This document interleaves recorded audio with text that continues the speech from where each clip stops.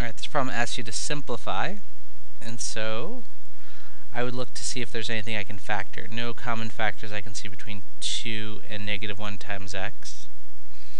But between 5x and -10, if I wrote these as factors, this would be 5 times x, and this would be -1 times 2 times 5. So you can see that 5 is common.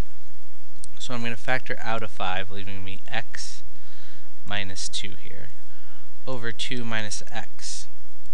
Now, x minus 2 and 2 minus x are opposites, which means if I factored out a -1 out of either of them,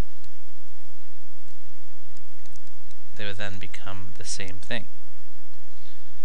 So I now can simplify, and so I know it's -1/5.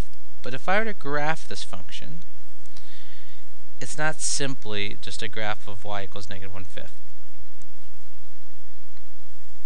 It does mostly look like y equals -1/5 if this is your y-axis and your x-axis in your origin.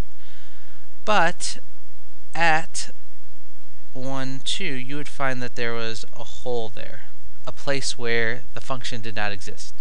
And the reason for that is if you plug in 2 to the original function, you get 2 minus 2 over 10 minus 10, which gives you 0 over 0, which is undefined.